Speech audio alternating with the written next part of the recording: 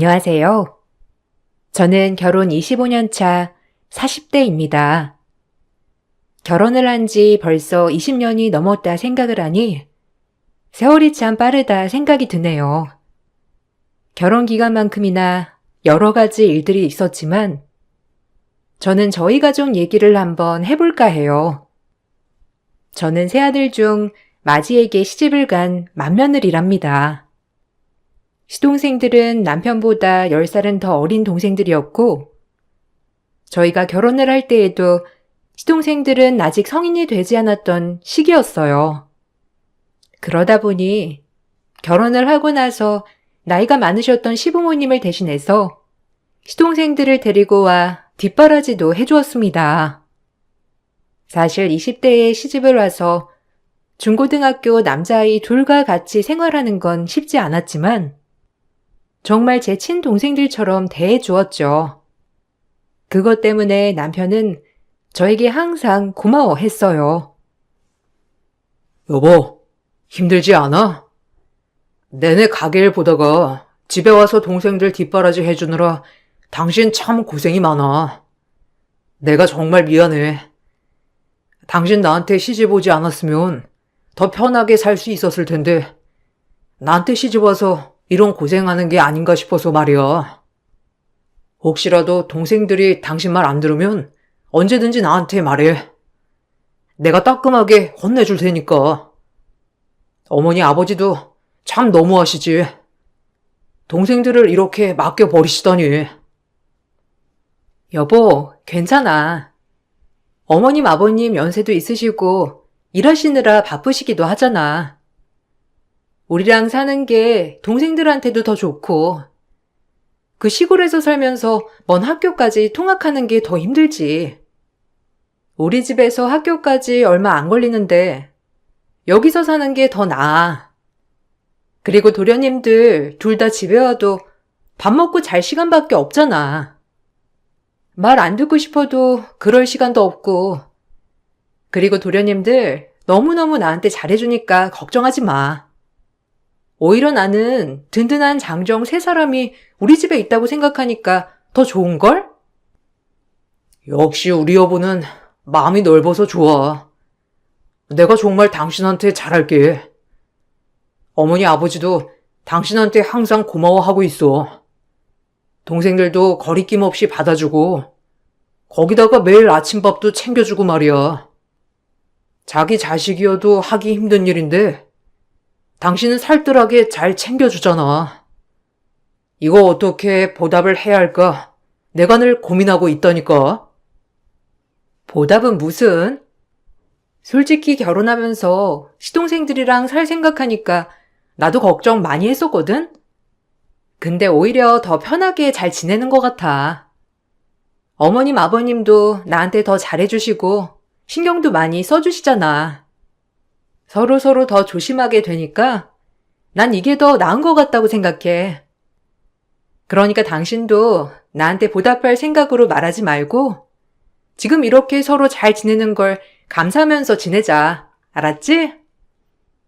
당신, 우리 동생들 지금 공부 정말 잘하는 거 당신 덕인 것도 알지?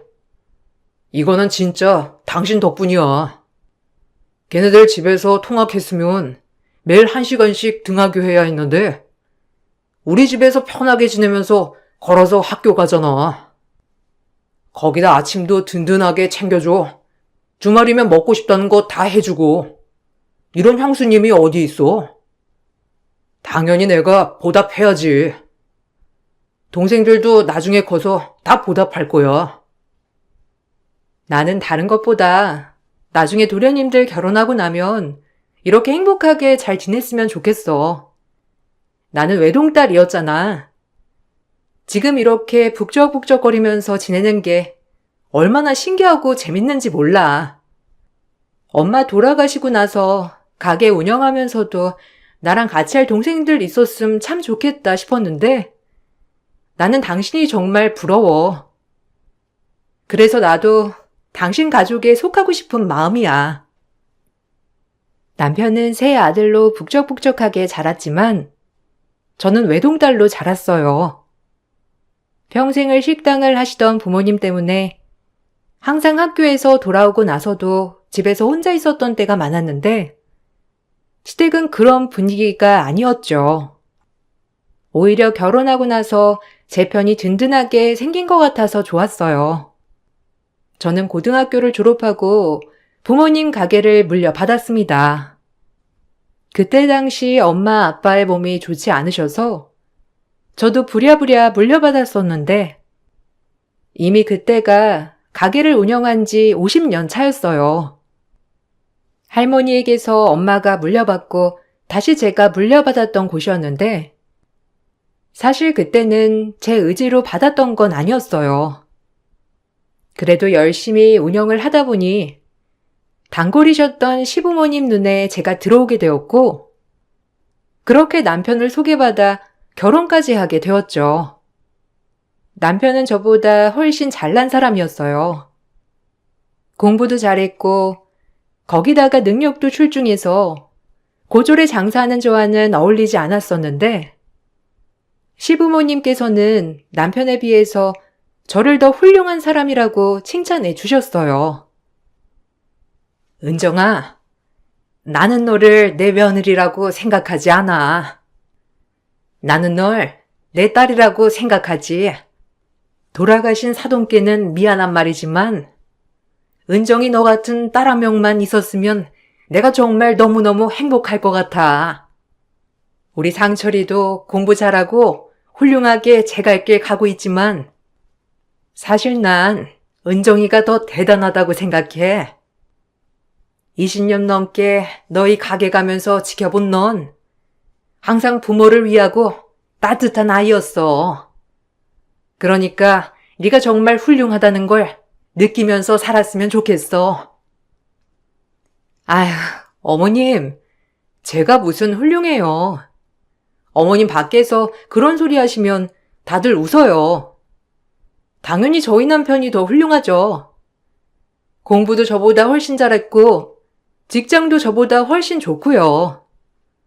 지나가는 사람 붙잡고 물어봐도 다들 어떻게 제가 저렇게 좋은 능력 있는 사람이랑 결혼했을까 싶을걸요?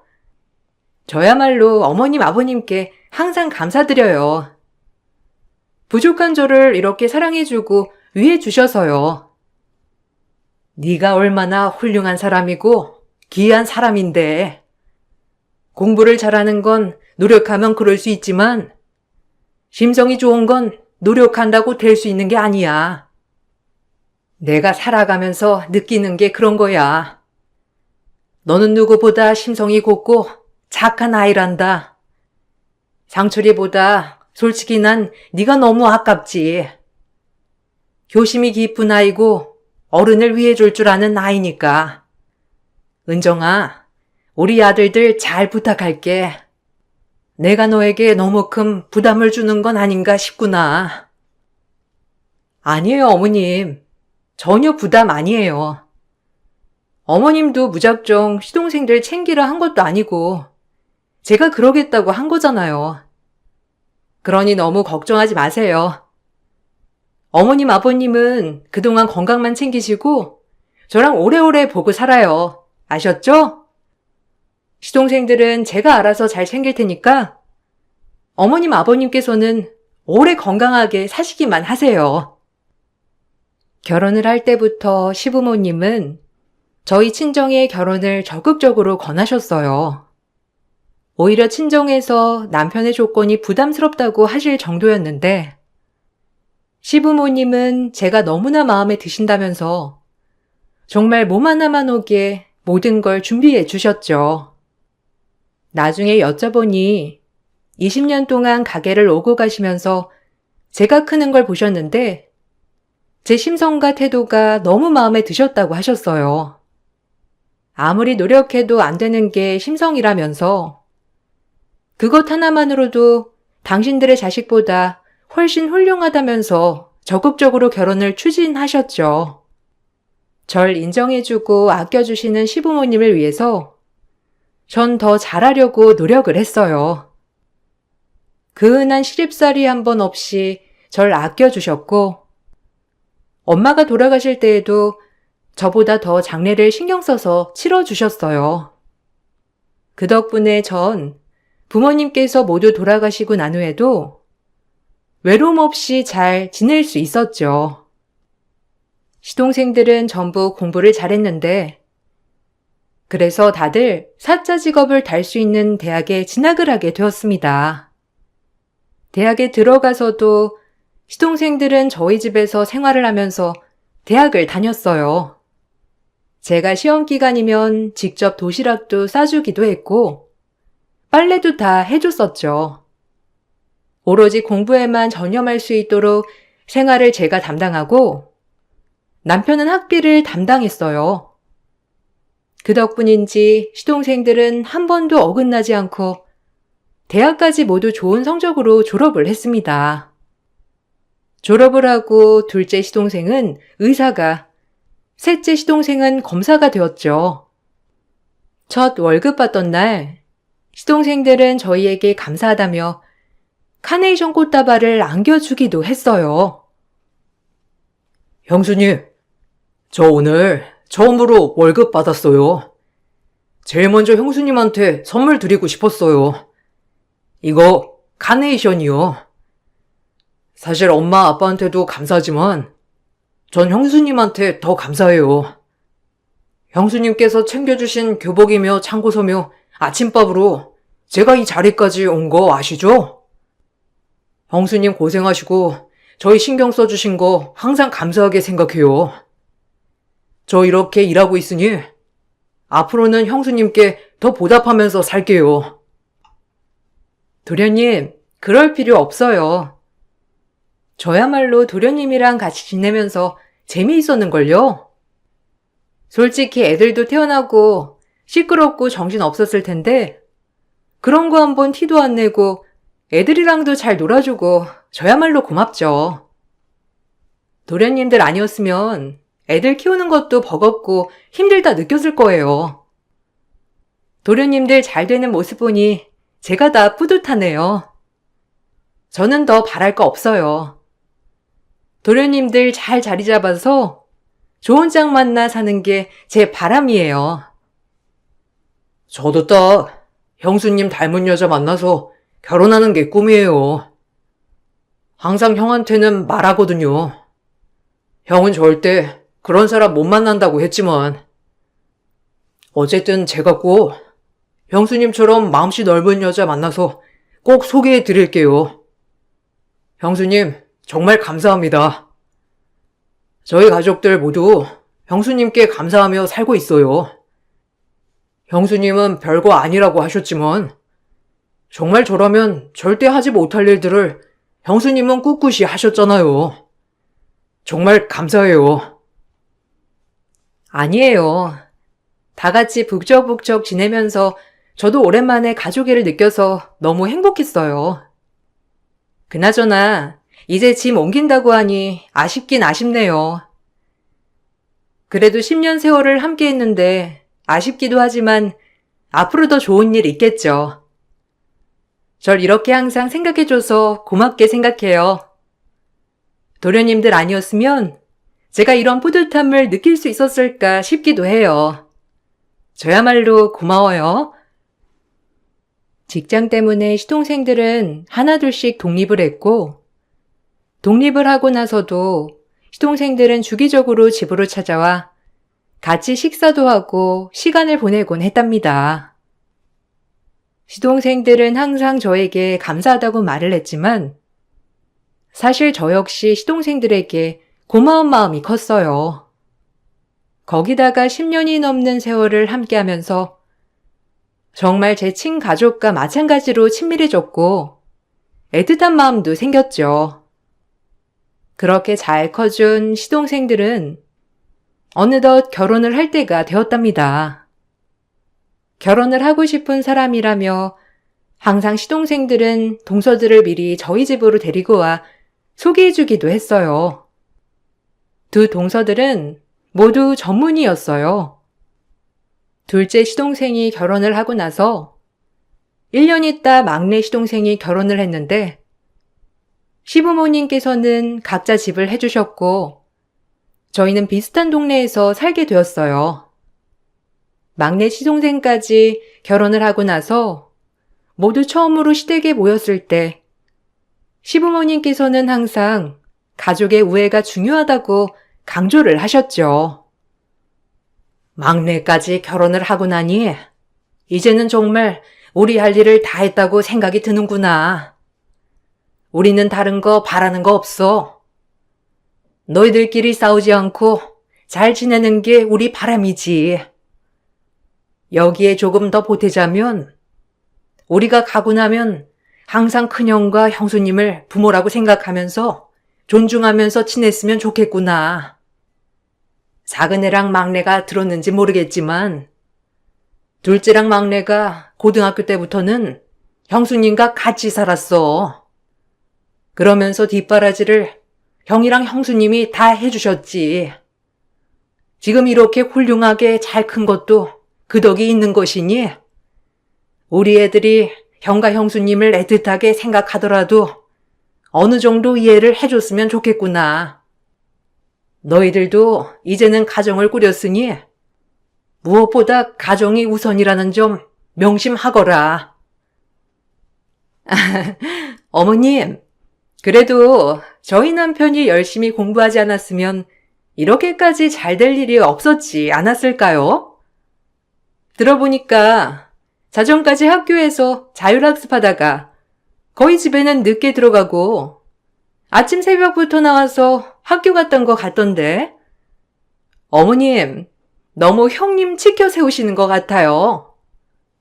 그래도 막내 동서까지 들어왔는데 어머님께서 그렇게 말씀하시면 너무 부담되고 그렇죠. 아, 그러니?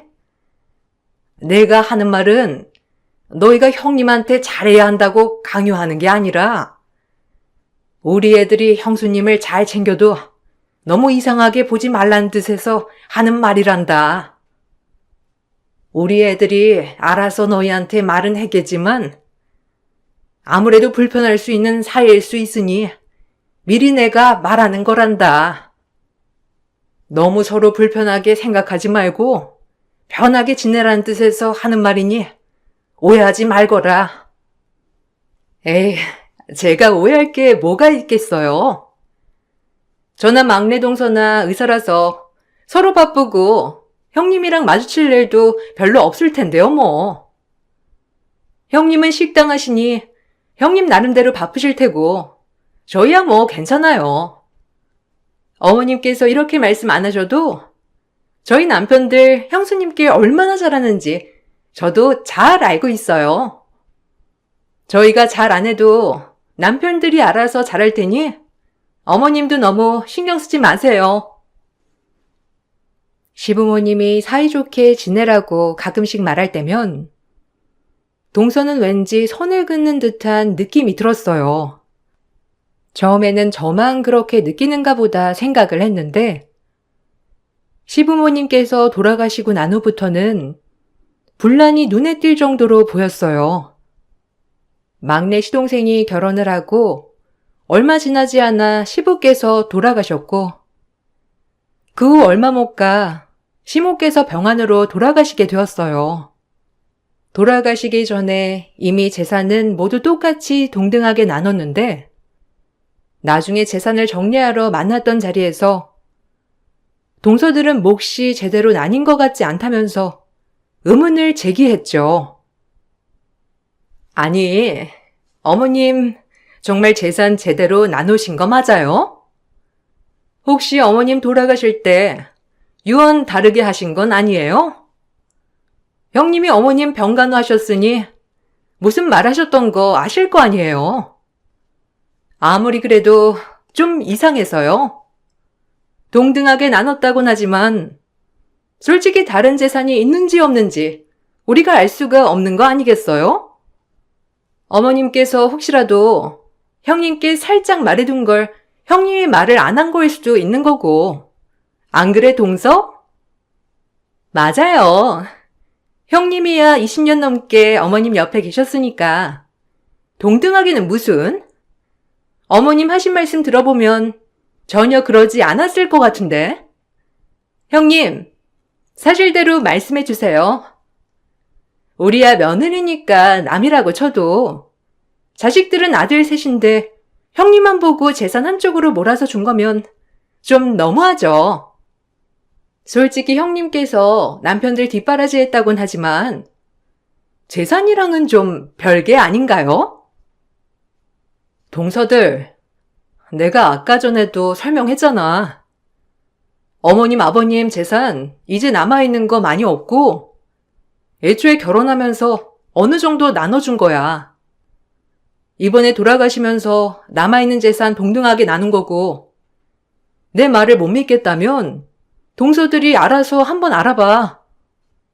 나는 지금 알려주는 대로가 알고 있는 전부이니까. 동서들이야말로 너무한 거 아니야? 동등하게 나눴다고 내가 몇 번을 말했는데 왜 의심을 해? 아니, 형님이 왜 화를 내세요? 저는 그냥 마땅히 의심할 만한 걸 말하고 있는 것 뿐인데 뭔가 찔리시는 게 있으신 거 아니에요? 솔직히 좀 그렇잖아요. 형님은 나서서 어머님 병간호도 다 하시고 그러면서 재산 이런 거 어머님께서 똑같이 안 나누고 가셨을지 우리는 알 수가 없는 거 아니겠어요? 그냥 그래서 물어본 것 뿐인데 형님이 그렇게 말씀하시니 더 수상하다고 생각이 드는데요? 솔직히 아주버님한테 더 재산 많이 나눠주신 건 사실이잖아요. 결혼하면서 저희보다 훨씬 더 좋은 집에 사시는데 그렇게 따지면 지금 재산 분할 저희한테 더 해주셔야 맞는 거 아니에요? 황당하게도 동서들은 시부모님이 돌아가시면서 남겨주신 재산에 대해서 분할이 잘못됐다며 말을 꺼냈죠. 그 말을 듣고서는 너무나 어처구니가 없었지만 겨우 시동생들이 옆에서 말리면서 사건은 마무리가 되었습니다. 그날 이후로 동서들을 보는 일은 더더욱 없어졌어요. 시동생들은 한 달에 한 번씩 같이 모여서 저희 집에 왔죠. 시부모님이 돌아가시기 전까지는 시댁에서 모였지만 돌아가시고 난 후에는 저희 집에서 모이기로 했어요. 그런데 몇 달을 동서들은 참석하지도 않고 심지어 들어보니 시동생들이 오는 것까지 기분 나빠하는 것 같더라고요. 처음에는 저나 남편도 신경을 쓰지 않으려고 했지만 점점 시동생들도 오는 걸 꺼려하니 남편은 서운한 마음을 내비쳤습니다. 사실 너희끼리만 오는 거라고 해도 나는 별다른 생각은 하지 않았지만 솔직히 이렇게 되니 까놓고 말해야 되겠다. 그래도 이왕이면 재수 씨들이랑 같이 오는 게 어떻겠니? 다들 바쁘게 지내는 건 알고 있지만 나는 마지막 부모님 유언 어떻게든 잘 따르고 싶은데 너희도 자꾸 재수 씨들 눈치 보느라고 잘 못 오는 것 같아서 하는 말이야.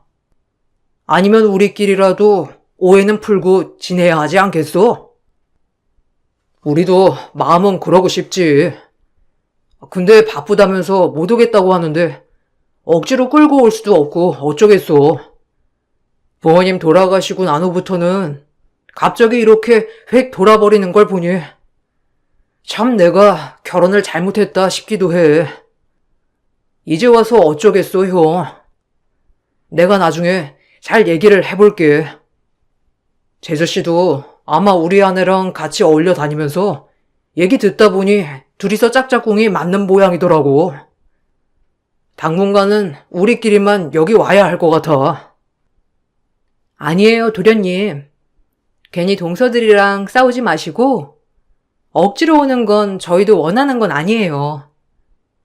다만 저번에 얘기했던 내용을 제대로 풀지 못해서 오해가 쌓이고 있는 건가 싶어서 하는 말이에요. 저도 며느리고 며느리 입장은 제가 잘 알아요. 아무리 편해도 시댁은 시댁이니 동서들한테 굳이 강요할 필요는 없어요. 그리고 바쁜 사람들이니까 시간 내는 게 얼마나 힘들겠어요.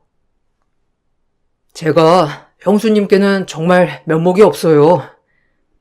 솔직히 형들이며 저도 이렇게 잘 된 것도 사실 형수님 덕이 제일 큰데 공부에 전념할 수 있게 도와주시고 형도 우리 뒷바라지 다 해주고 그런 거 다 말을 했는데도 전혀 신경을 안 써주고 이해도 안 해주니 더 이상 어떻게 해야 할지 모르겠네요. 정말 죄송해요. 괜찮아요. 사람 사는 게 다 뜻대로 되는 것도 아니듯이 모두가 같은 마음이 될 수는 없는 거죠. 오해가 있다면 나중에 시간이 지나면서 찾아 풀릴 수 있는 거니까 그걸로 동서들이랑 다투지 마세요. 우리야 벌써 함께 지낸 지 20년이나 되었는데 친할 수밖에 없잖아요. 새로 들어온 식구들이니까 저희가 더 이해를 해줘야죠. 그 뒤로는 가족들끼리 만나는 것도 조심스러울 수밖에 없었어요. 매달 있었던 가족 모임도 조금씩 줄여가면서 거리를 두기로 했죠. 그러던 중 둘째 시동생이 어느 날 몸살이 크게 걸려 병원에 입원을 해야 할 정도로 몸 상태가 나빠졌던 적이 있었어요. 남편과 병문안을 갔었는데 얼굴이 엄청 헬쓱해져 있더라고요. 퇴원을 도와주면서 저에게 제가 만들어준 육개장이 너무 먹고 싶다면서 말을 하길래 저는 얼른 장을 보고 열심히 만들어 시동생 집으로 보내줬죠. 그런데 음식을 보내자마자 동서가 불이 나게 전화가 오더라고요. 형님, 도대체 말도 없이 왜 이런 걸 보내시는 거예요? 지금 제가 요리 안 한다고 말하려고 이런 거 보내신 거예요? 참나. 저희 식당 관리하느라고 이런 음식 입에도 안 되는 거 모르세요? 아니, 애초에 전화를 좀 해보시고선 보내셔야 하는 거 아니세요? 냉장고에 어디 둘 곳도 없고, 음식 냄새 다 배겠네. 어머, 동서, 미안해. 나는 시동생이 너무 먹고 싶다고 하길래 내가 그 생각만 하느라고 동서 생각을 못했네. 너무 미안해. 그거 그럼 내가 가서 다시 가져갈게. 밖에만 내놔줘. 동서한테 먼저 물어볼 걸 그랬다. 오늘 시동생 병문안 갔는데 너무 야위었더라고. 몸 힘들 땐 그래도 먹고 싶은 거 먹는 게 제일 좋을 거라 생각해서 챙겼던 거야. 그래서 형님은 제가 제 남편 잘 안 챙겨서 그런 거라고 생각하시는 거네요? 형님, 요즘 누가 육개장을 집에서 직접 끓여서 먹어요? 요즘은 집에서 그런 냄새 나는 거 먹는 사람 별로 없어요. 이거 다 짜고 맵고 자극적인 건데 형님이야말로 우리 남편 건강 생각하신 거예요? 자꾸 이런 거 먹으니까 남편이 여기저기 아프고 난리죠. 형님도 그런 음식 좀 드시지 마세요. 음식은 가지러 안 오셔도 돼요. 그냥 제가 버리던지 알아서 처리할 테니까요. 하는 수 없이 시동생을 불러서 집에서 식사를 하게 차려줬는데 나중에 알고 보니 동서가 그 음식들 다시 바리바리 다 싸서 자기 친정으로 보냈다고 하더라고요. 시동생이 왜 그걸 친정으로 보내냐며 따져 물었더니 동서가 자기 부모님이 좋아하는 음식이라면서 보냈다는데 그 말을 듣고선 너무 어이가 없었죠. 그러던 중 동서들이 저를 어떻게 생각했는지 알게 된 계기가 있었어요. 동서들은 원래 다른 개인병원 의사로 근무를 하고 있었는데 이번에 둘이 같이 개원을 하게 되었답니다. 축하 모임을 하던 날 남편은 바쁜 일이 있어서 참석을 못하겠다고 하길래 저만 서둘러 일을 끝내고 모임 자리에 참석을 하게 되었어요. 동서들, 정말 축하해. 이렇게 병원 원장님들 되어서 얼마나 기쁜지 몰라. 인테리어며 이런 거 다 하나하나 신경 썼다면서? 안 그래도 동서들 개원한다고 하길래 어떤 게 좋을까 고민했는데 그래도 축하금이 좋을 것 같아서 준비해봤어. 어머님, 아버님이 동서들 개원한 거 하시면 정말 행복해하고 좋아하시겠다. 아, 아주버님이 오늘 바쁘시다면서 못 오신다고 하셨는데? 어떻게 형님께서 여기까지 오셨어요? 그냥 안 오셔도 괜찮았는데. 근데 형님, 일하다가 그냥 바로 오신 거예요? 그래도 개원식인데 좀 신경 써서 오시지 그러셨어요. 아무리 그래도 일하시는 복장 그대로 오시는 건 좀... 아, 미안해. 내가 급한 마음에 일단 축하금 전달해 주려고 그냥 왔어. 그러고 보니까 여기 모임 오신 분들이 다 갇혀있고 오시긴 하셨네. 아유, 이걸 어쩌나. 어쨌든 너무 축하해. 오래 안 있고 그냥 밥만 먹고 얼른 갈게. 일 끝나고 오느라고 나도 저녁도 못 챙겨 먹고 왔거든. 아니에요. 형님, 여기서 드시면 아무래도 형님도 불편하시니까 제가 좀 괜찮은 곳 알아봤는데 그쪽으로 가시죠. 아무래도 다른 사람들도 있고 눈치도 좀 보이고 하실 테니 그게 나으실 것 같아요. 동서들은 저를 편하게 해주겠다면서 원래 식사를 하는 자리에서 따로 어디론가 데리고 가더라고요. 처음에는 별도로 방이 마련되어 있는 줄 알았는데 아예 건물 밖으로 나가서 뭘까 싶어서 따라가 보게 되었답니다. 그런데 도착을 한 곳은 다름 아닌 병원에서 좀 떨어진 순댓국집이었죠. 형님, 솔직히 저랑 형님이랑 이제는 그냥 남이지 않아요?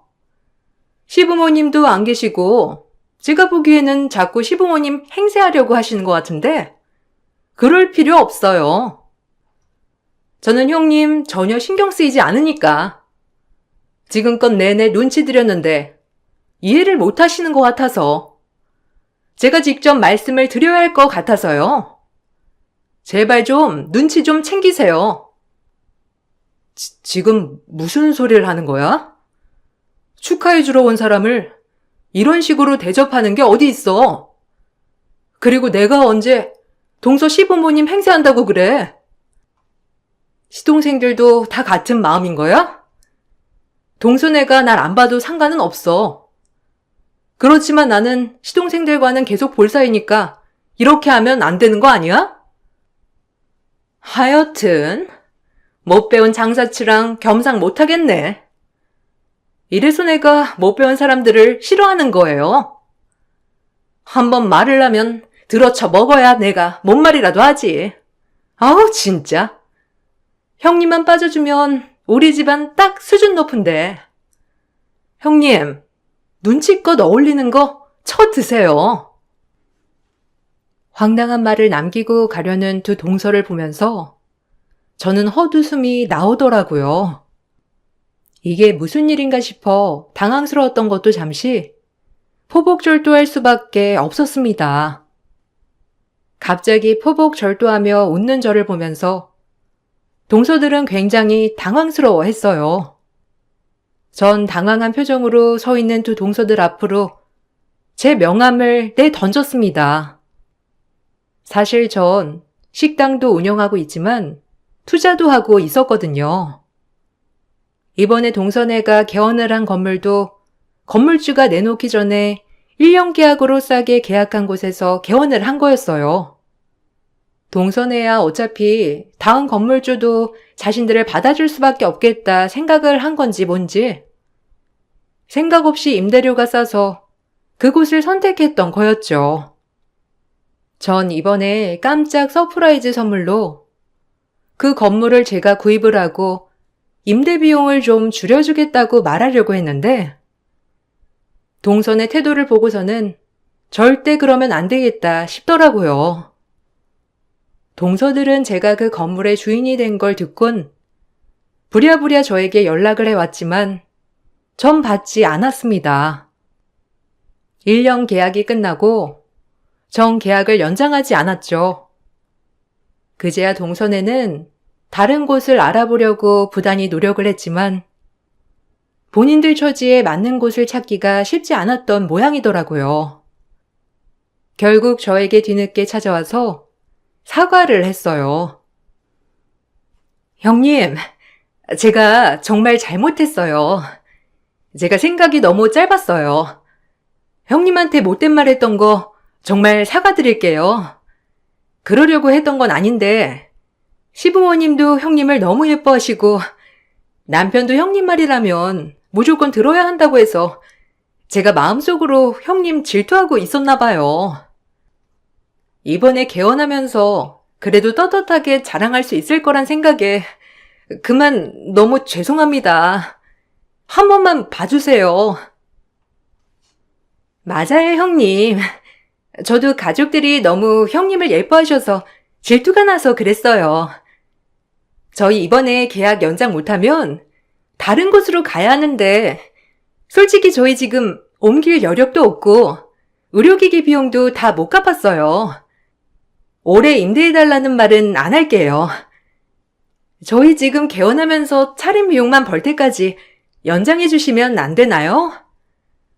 지금 와서 이렇게 옮겨버리면 저희 갈 곳이 없어서 그래요. 동선에 참 웃긴다. 못 배워먹은 사람이랑은 겸상도 못하겠다고 했던 게 누구더라? 그래놓고서는 이제 와서 죄송하다고 하면 나는 못 배웠으니 다 받아줘야 하니? 나도 동서들이 이렇게까지 생각하는지는 꿈에도 생각을 못했네. 동서들한테 다시 임대해줄 생각 없으니까 깔끔하게 정리하고 나가.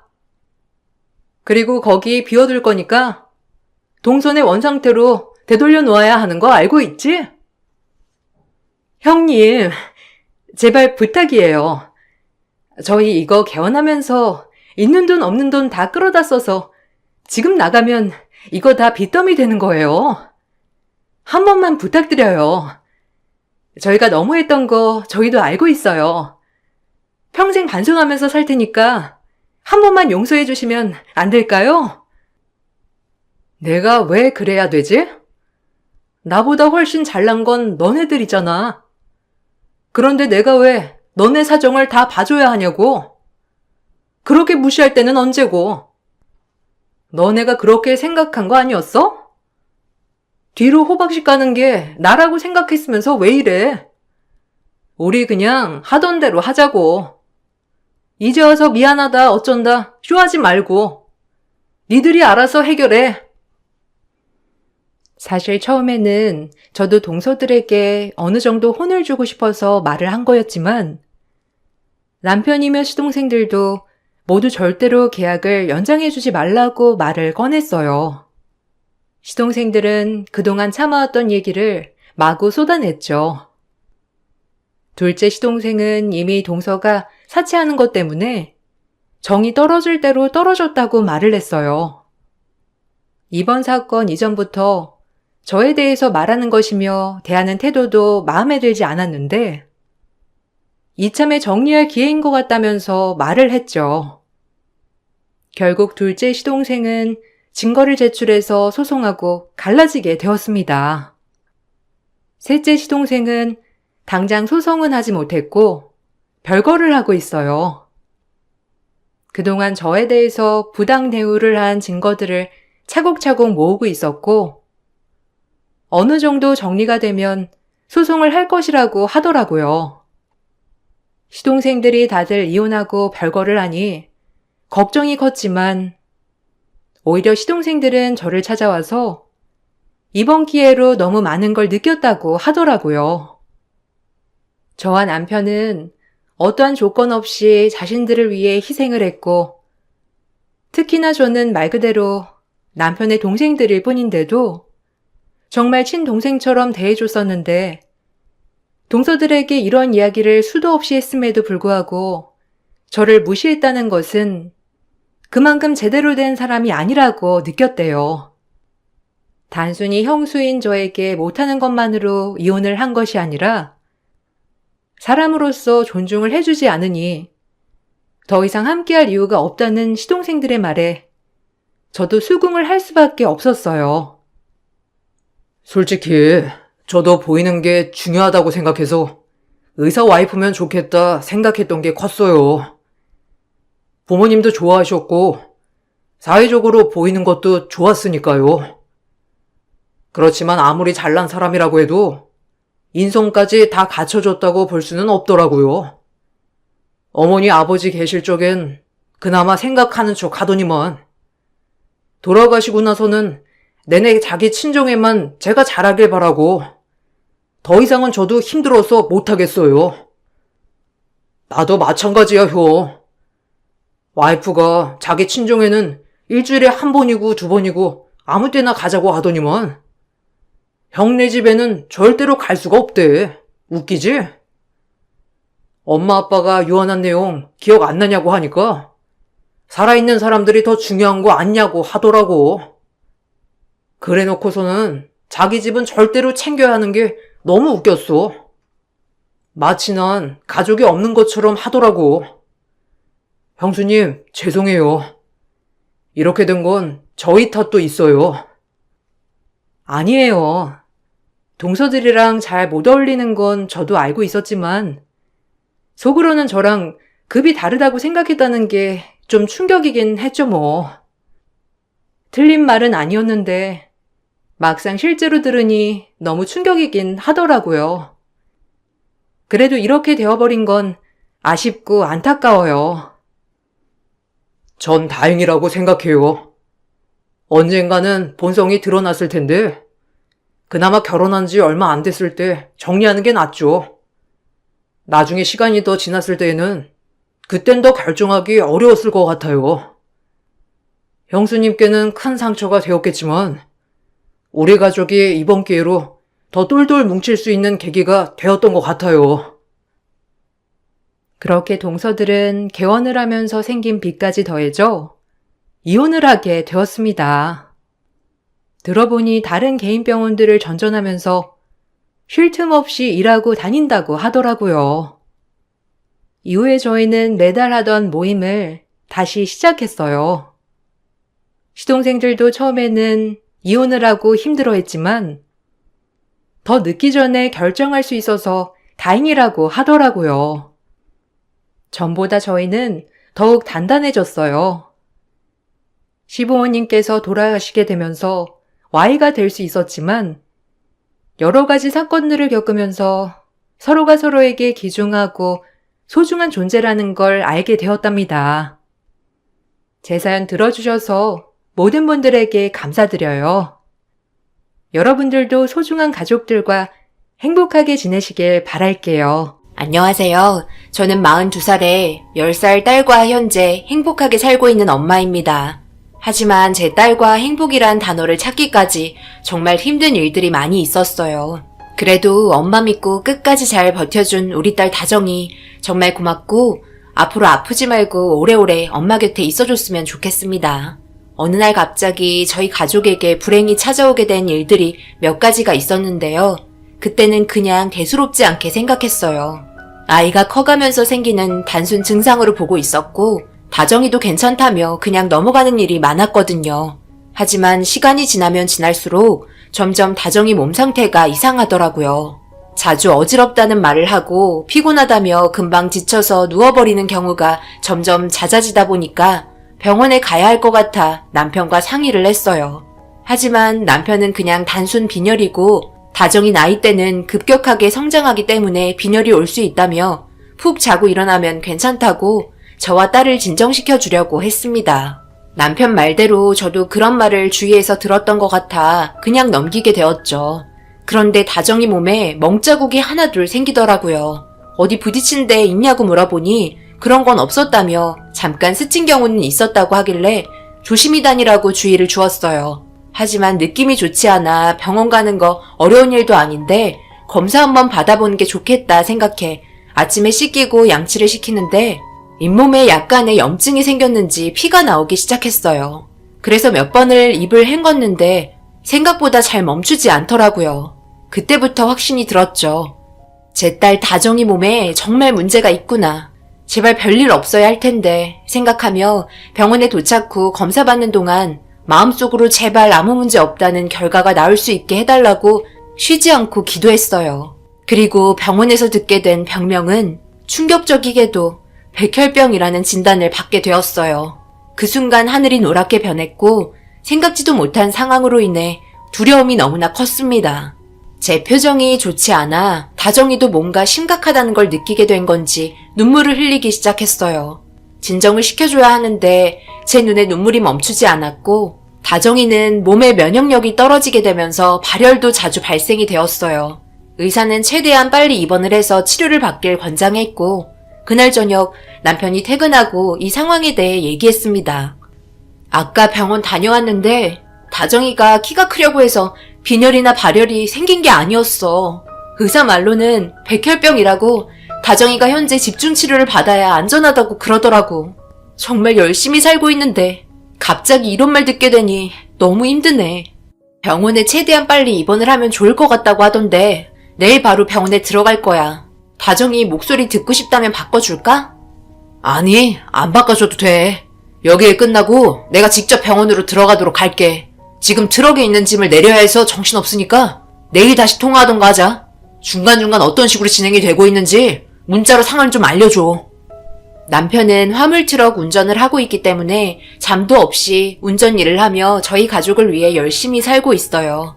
장거리를 뛰는 게 돈이 좀 된다고 해서 한번 나갔다 오면 길게는 일주일, 짧게는 며칠씩을 하고 들어옵니다. 거의 화물차에서 먹고 자고 하는 것 같아요. 물건을 잠시 내리고 적재함이 비어있을 때는 에어매트 설치해서 눈을 붙이기도 합니다. 그렇게 발버둥 치면서 힘들게 일을 해도 돈을 모을 수 없는 게 참 안타까웠어요. 일단 화물트럭을 구입한 금액에 대한 대출빚과 아파트 건물에 잡혀있는 대출비 때문에 입에 풀칠하면서 살고 있습니다. 그래도 끊기지 않고 계속해서 일이 잡히는 게 감사할 뿐이었죠. 다음날 아침 일찍 남편에게 전화가 왔어요. 마침 병원으로 향하는 중이었고 어느 정도 상황이 정리가 되면 다시 연락 준다고 하고 끊었습니다. 다정이는 절차를 밟은 다음 병원에 입원을 했고 치료 준비를 끝냈습니다. 다정이가 잘 버텨주기만 한다면 좋은 결과가 있을 거라고 얘기했지만 제가 알아보고 TV 본 백혈병이라는 진단을 받은 환자를 볼 때 완치되기가 쉽지 않은 병이었어요. 우선적으로 골수 이식을 받아야 좋은 결과를 볼 수 있었죠. 의사는 골수 이식 받기 전에 항암 치료하면서 결과를 지켜보자고 얘기했지만 그건 어디까지나 형식적인 말 같았습니다. 이런 불행한 일들이 닥치게 되니 참 안타까웠어요. 친구들과 한창 뛰어놀 나이인데 병원에서 환자복 입고 창문으로 밖의 풍경을 감상하고 있는 모습을 보니 너무 가슴 아프더라고요. 하루에도 몇 번씩 눈물을 흘렸습니다. 처음에는 어찌나 무서워하던지 치료 안 받겠다고 눈물을 엄청 흘렸고 어르고 달래서 어른들도 받기 힘든 치료를 받고 있었어요. 남편은 일이 마무리되지 않았다며 며칠 더 늦을 것 같다는 말을 했지만 참고 기다려줬습니다. 자식 일도 중요하나 남편이 일을 해야 저희가 먹고 살잖아요. 저도 다정이 백혈병 진단받고 일을 그만두게 되었거든요. 그래서 남편이 가지고 있던 짐은 더욱더 커졌습니다. 이런 상황을 알고 계신 친정집은 그래도 다정이가 빨리 완쾌될 수 있도록 뒤에서 금전적으로 도움을 많이 주셨어요. 하지만 시댁 쪽은 그렇지 못했습니다. 일단 아버님이 허리를 다치셨어요. 일을 하시다가 뒤에서 오는 오토바이에 받치면서 허리를 쓸 수 없는 충격적인 상황까지 오게 된 거죠. 그래서 시어머니는 돈 될 만한 일을 하려고 연세도 있으신데 자식에게 손 벌리고 싶지 않았는지 가리지 않고 일자리 구해서 일을 하기 시작했어요. 그렇게 시어머니 혼자 일을 하신 지 거의 5년이 흘러갔고 시어머니 다정이 백혈병 진단을 받자마자 한마디 하셨어요. 네가 얼마나 몸이 약했으면 제가 저 모양 저 꼴로 태어난 거니? 건강하게 잘 지내는 것 같더니만 갑자기 이게 무슨 날벼락 같은 상황인 거야? 그래서 병원에서는 뭐라고 하는데 돈이 많이 필요하대? 골수 이식 받아야 한다더만. 나이도 어린데 앞으로 얼마나 더 이런 생활을 해야 한다는 거니? 골수 이식 그거 빨리 받을 수 있는 거야? 아무래도 일단 기증자가 나와야 하는 상황이고요. 돈은 당연히 많이 필요하겠죠. 어머님께서 도와주실 수 있는 상황도 아니잖아요. 그런데 꼭 말을 그렇게 하셔야 해요? 다정이 보는 앞에서요? 저 모양 저 꼴이 뭐예요? 제가 약하니까 다정이가 약하게 태어난 거라고요? 제가 이런 말 안 하려고 했는데 의사가 뭐라고 했는지 알아요? 백혈병도 유전의 가능성이 있다고 했어요. 친척분들 중에서도 백혈병 있다는 분 계시지 않았어요? 시아버지 어머니께서 예전에 백혈병으로 돌아가셨다면서요. 그전에도 그런 병명이 있었다는데 그걸 왜 저한테 숨긴 거예요? 그런 일들이 있었다면 말을 하셨어야죠. 시어머니 아무 말 못하시곤 고개를 휙 돌리셨어요. 남편의 가족 이력 중에 백혈병으로 돌아가신 분이 몇 분 계셨다는 걸 알게 된 적이 있었거든요. 친척분 중에 제가 잘 알지 못하지만 이식을 받지 못하고 세상을 떠나게 됐다는 걸 알 수 있었죠. 그런데 남편과 상갓집에서 인사하고 간단하게 식사하고 있는데 남편 집안에도 동일하게 백혈병으로 돌아가신 분이 꽤 계셨습니다. 상갓집에 오신 분들과 대화하던 도중 알게 되었고 우리에게 그런 일들이 일어날 거라고 전혀 생각을 하지 못했었어요. 그런데 그때는 대수롭지 않게 넘겼던 상황이 제 딸에게 이런 일이 닥치게 되니 하늘이 무너져 내렸습니다. 정신적으로 상당한 충격을 받게 되었어요. 이런 상황이 올 거라고 예상했다면 자식은 낳지 않았을 겁니다. 제 자식이 세상 밖으로 나와서 병원에서 진료 가운만 입고 세상을 떠나게 하려고 힘들게 10달 품어서 태어나게 한 건 아니잖아요. 행복하게 하루하루 지내면서 맛있는 음식 많이 먹고 여행도 많이 다니며 평생 가져가야 할 추억 만들려고 사랑으로 키웠는데 이 모든 게 유전으로 발병되었다는 충격적인 말에 남편을 원망하게 되었죠. 일을 마치고 급하게 병원으로 달려온 남편은 다정이 상태를 물어봤어요. 그렇다고 남편을 원망할 수 있는 상황도 아니었기 때문에 아무 말 안 하고 있었습니다. 다정이는 오래간만에 아빠를 봐서 그런지 무표정이었던 얼굴이 웃음 가득한 밝은 모습으로 변했고 그런 모습을 지켜본 남편은 다정이를 위해서 가지고 싶었던 인형 하나를 사가지고 왔어요. 아빠 사랑한다며 꽉 껴안아 주더라고요. 그렇게 시간을 보내고 다정이가 잠이 들었을 때 남편과 단둘이 대화를 이어나가기 시작했습니다. 금전적으로 들어가야 될 문제가 생기게 되니 한숨만 나왔어요. 친정에서 어느 정도 도와줬다고 했지만 장기간 입원하게 되면 그것마저도 부족해지는 게 현실이었습니다. 남편 말로는 자기가 더 움직이면 된다고 하지만 괜히 무리해서 일을 하게 되면 큰 사고로 이어질 수 있기 때문에 안전하게 수입이 들어오기만 하면 된다고 얘기했어요. 그리고 돈을 빌릴 수 있는 지인분들에게 이런 사실을 알렸고 제 통장으로 한 분, 두 분 도움을 주기 시작하셨습니다. 너무너무 감사했고 인생 헛되게 살지 않았다는 걸 그때 알게 되었어요. 그렇게 저는 저대로 남편도 자신의 위치에서 최선을 다해 살아갔어요. 하지만 이런 일이 장기화되다 보니 모두가 지쳐있는 상태가 되었고 서로 신경이 많이 날카로워지게 되면서 상처되는 말을 주고받게 되었습니다. 시어머니가 오실 때마다 문제를 일으키고 가셨기 때문에 저에게 상당한 스트레스가 왔었거든요. 그래서 그런 부분을 남편에게 털어놓았죠. 어머님이 뭐라고 한 줄 알아? 아들도 아닌 딸로 태어난 것도 화가 나는데 있는 돈 없는 돈 다 까먹는다고 다정이 보고 짐덩어리래. 병원에 오지 말라고 말을 해도 굳이 오셔서는 한마디씩 하고 가시는데 다정이 어린 나이 아니야. 말귀 다 알아듣는다고. 그런 아이한테 싫어한다는 표정으로 바라보면서 꼭 그런 식으로 행동을 하셔야 하는 거야? 당신이 뭐라고 좀 해서 병원에 오지 못하게 하란 말이야. 도움되는 것도 하나 없는데 가뜩이나 힘든 사람 왜 이렇게 스트레스 받게 하는 거야? 그래서 나보고 어쩌라는 거야. 나도 중간에서 얼마나 힘든데. 바쁘게 일도 해야 하는데 당신한테 좋은 소리도 못 듣고 어머니한테 전화 와서는 맨날 투덜거리시고 나도 이렇게 살고 싶어서 산 줄 알아?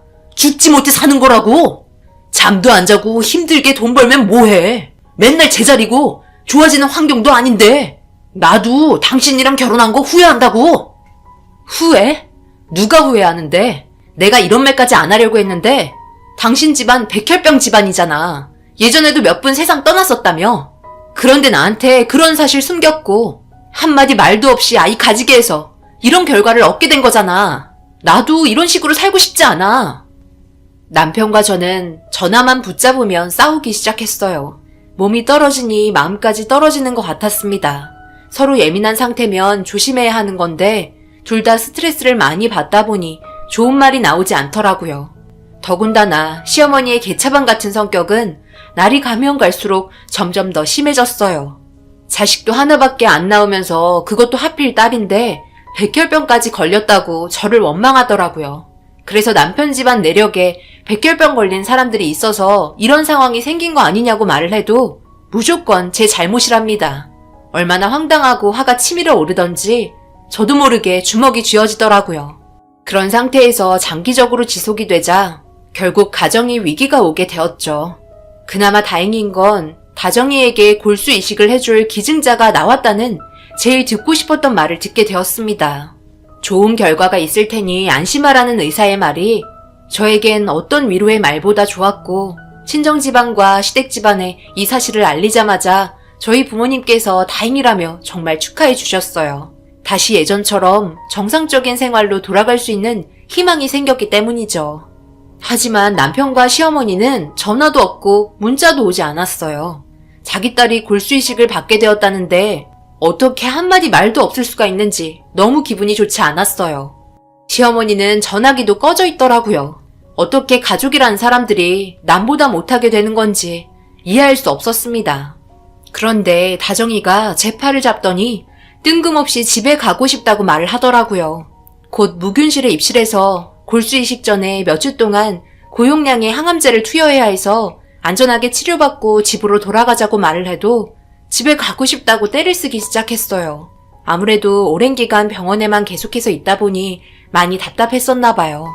그런데 때마침 의사가 다정이 몸 상태를 체크하려고 오셨고, 다정이는 의사 선생님을 보자마자 집에 다녀오고 싶다고 울고불고 난리치길래 집중 치료 전에 돌아다니지 말고 집에만 잠깐 다녀오면 크게 문제가 되지는 않을 거라는 말에 그렇게 다정이를 차에 태우고 저희 집으로 향했어요. 창밖을 바라보며 밝은 웃음으로 풍경을 보고 있는 모습을 보니 하루빨리 골수이식을 받아 원 없이 돌아다녔으면 좋겠다고 생각하면서 집에 도착했습니다. 최대한 몸을 꽁꽁 싸매고 마스크도 한 다음 차에서 내렸는데 남편 화물트럭이 집 앞에 있더라고요. 일을 끝내고 잠시 집에 들른 것 같아 연락 안 한 행동에 대해서 뭐라고 하고 싶었지만 다정이도 보살펴야 하고 기증자가 나왔다는 기쁜 소식에 그날은 참기로 했어요. 그런데 집 현관문이 열려있어 들어갔는데 안방에서 누군가와 대화하는 소리가 들렸습니다. 신발을 보니 시어머니와 남편 신발이 있었어요. 무슨 긴밀한 대화를 하는 것 같아 다정이에게 조용하라고 얘기한 후 작은 방에 조심스럽게 들여보냈습니다. 그리고 문틈에서 둘의 대화를 듣는 순간 저는 너무 큰 충격을 받고 말았어요. 아니, 태환이도 백혈병에 걸렸다고? 이제 4살인데? 그렇게 어린 나이에도 걸릴 수 있는 거야? 일을 어쩐다? 돈은 잘 전달해주고 있고? 네, 제가 벌은 돈 전부 태환 엄마한테 주고 있죠. 그래야 우리 아들 치료받을 수 있잖아요. 어떻게 이런 일이 이중으로 겹쳐서 그동안 정말 골머리 썩었다니까요. 일단 어머니와 대화 좀 하려고 집으로 부른 거예요. 병원에 입원을 해야 할 것 같은데 아직 골수 기증자가 나타나진 않았어요. 시간이 꽤 걸릴 것 같다는 말은 하는 것 같은데. 그래? 그래도 우리 새며느리는 아들 낳았잖아. 곧 좋은 결과 올 거다. 그나저나 다정애미랑 이혼은 언제 할 거니? 일단 고민 중이에요. 어떻게 해야 할지. 아무래도 같이 못 살겠다고 말한 다음 이혼하는 게 좋지 않겠어요? 그래, 확실하게 잘 숨기고. 그래도 나는 딸보다 아들이 좋지. 시간 없다. 일단 빨리 입원시키고 경과를 지켜보자꾸나. 둘의 대화에 제가 모르는 엄청난 일들이 있다는 걸 알게 되었어요. 저 몰래 만나던 여자가 있다는 것도 충격적인데 4살 된 자식에 그 애마저 백혈병에 걸렸다니. 무슨 유전자가 저주받은 유전자도 아니고 죄다 싸질렀다 하면 이런 병명을 얻게 된 건지 너무나 충격이었죠. 화가 머리끝까지 차오른 저는 문을 박차며 난리를 치기 시작했습니다. 제가 집에 올 거라고 생각하지 못했는지 남편과 시어머니 엄청 당황한 눈빛으로 뒷걸음질 치기 시작했고, 바람 피운 여자 어디 있냐고 고래고래 소리 지르니 남편은 기회는 이때다 싶었는지 저와는 살고 싶지 않다는 말을 꺼냈습니다. 새로 들인 마누라가 자기를 훨씬 잘 위해주고 거기에 더해 자기 엄마가 그토록 원하는 아들까지 낳아줬으니 몸이 부서지더라도 자기 아들 백혈병 고칠 거라며 저에게 더 이상 금전적으로 지원도 해주지 못할 뿐더러 그동안 사랑으로 함께 키운 줄 알았던 다정이도 더 이상 보고 싶지 않다는 충격적인 말을 내뱉었어요. 그런데 다정이가 제 옆에서 그 말들을 전부 듣고 있었습니다. 눈물을 흘리면서 비틀거리기 시작했고, 시어머니는 그러게 왜 딸을 낳아서 이런 고생 시키냐며 저를 밀치고 급하게 현관으로 나가셨어요. 제가 남편 팔을 붙잡으며 절대 아무데도 갈 수 없으니 대화 좀 하자고 흥분한 남편 말리고 있는데 갑자기 저랑 다정이 팔을 붙잡고 작은 방으로 밀쳤어요. 그러더니 문을 쾅 닫더니 무거운 물건들을 문 앞에 갖다 놓기 시작했고 문 열라며 난리를 쳐도 절대 열어주지 않았습니다. 갑자기 쾅쾅거리는 소리가 들려서 뭐 하는 거냐고 소리치자 저와 딸이 못 나가게 문에다 못질을 하기 시작했어요. 그러면서 하는 말이 자기와의 인연은 여기서 끝이라며 타닥타닥 소리가 나기 시작했습니다. 남편은 창고에 있던 가정용 용접기로 문과 문 사이를 못질한 부분을 용접하기 시작했고 제 딸에게 들어가는 수술비가 아깝다면서 그동안 벌은 돈 나눠주느라 힘들었는데 이제 그만하고 싶다며 소리쳤습니다. 그리고 남편은 현관문으로 나가는 소리가 들렸어요. 다정이는 너무 큰 충격을 받았는지 비틀거리며 가쁜 숨을 내쉬면서 힘들어했어요. 방문을 아무리 힘들게 밀쳐도 도저히 문이 열리지 않아 뒤를 돌아봤는데 창문으로 나갈 수가 있더라고요. 그래서 급하게 창문을 열고 내려가려고 하는데 2층이라 순간적으로 두려움이 다가왔어요. 제 딸이 힘들어하는 모습을 보자 이건 아닌 것 같아 뛰어내리기 전에 경찰에 신고를 했고 위치를 알려준 다음 갇혔다고 상황을 설명했습니다. 그리고 2층에 매달려 심호흡 한번 하고 뛰어내렸어요. 다행히 바닥이 잔디로 깔려 있었기 때문에 몸에 큰 무리가 가진 않았지만 어느 정도 충격이 있었는지 어지러웠고 지금 아니면 잡기 힘들 것 같아 남편 화물차로 있는 힘껏 달려가기 시작했어요. 그리고 급하게 천막을 들추며 올라타려고 하는데 비명소리와 함께 저와 눈이 마주친 사람이 있었습니다. 화물칸에 설치해둔 에어매트에 시어머니와 남편과 바람난 여자가 함께 있었어요. 그리고 그 여자 품에는 남편의 자식을 안고 있었습니다. 너무 큰 충격에 그 모습을 멍하니 바라보고 있는데 남편이 화물차에서 내리더니 제 목덜미를 잡고 저를 땅으로 내리꽂았습니다. 등 쪽으로 떨어지면서 엄청난 고통과 함께 숨이 멎을 것처럼 고통스러웠고 인상을 쓰며 힘겹게 일어나 남편을 붙잡았어요. 경찰이 올 때까지 절대 보내줄 수 없었습니다. 그렇게 죽자 사자 덤비며 버틴 결과 경찰이 도착했고 저와 딸을 문에 가두고 용접한 부분과 저를 밀치며 몸에 상해를 입힌 행동들에 대해 경찰서로 연행이 되었어요.